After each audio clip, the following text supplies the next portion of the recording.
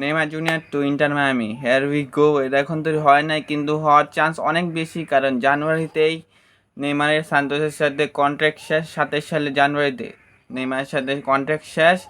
আর Neymar একটা ইন্টারভিউতে বলেছে, রিসেন্ট ইন্টারভিউ বলেছে, একটা মেয়ে, একটা ইন্টারভিউয়ার তাকে বলেছে যে দিস ট্রাই কি আবার মেক হবে। নেইমার ইজিলি বলে দিয়েছে, সরাসরি বলে দিয়েছে, this try will see again. এটা একটা ইনক্রেডিবল ট্রাই ছিল 2017 সালের পর, ওই যে পিএসজি ভার্সেস বার্সেলোনা ম্যাচটার পর থেকে। আর এই ট্রাই একদম নষ্ট হয়ে গিয়েছে। এটা নেইমার রেকর্ড ফি, ট্রান্সফার ফিতে পিএসজিতে চলে গিয়েছে। তো এখন আবার এই ট্রাইটা দেখতে পারো, মেসি, নেইমার, সুয়ারেস, ক্যাসেমিরো, ডিপল।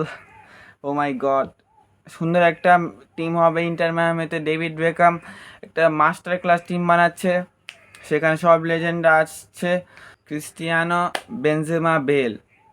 এই তিনটার পর সবচেয়ে বেশি ডেকোরেট ফুটবল ট্রায়ও হলো মেসি, নেইমার, সুয়ারেস, এমএসএন।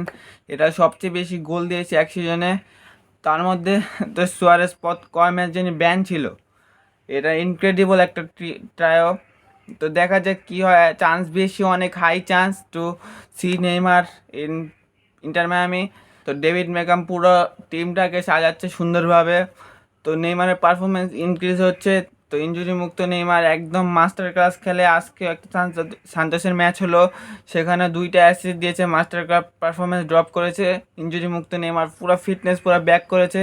তো দেখা যাক কী হয়, আর ভালো কিছু হবে 27 সালে, যাতে জানুয়ারিতে ইন্টার মায়ামি জয়েন করে, আমি এটাই চাই। তো লাইক, সাবস্ক্রাইব, বাই বাই।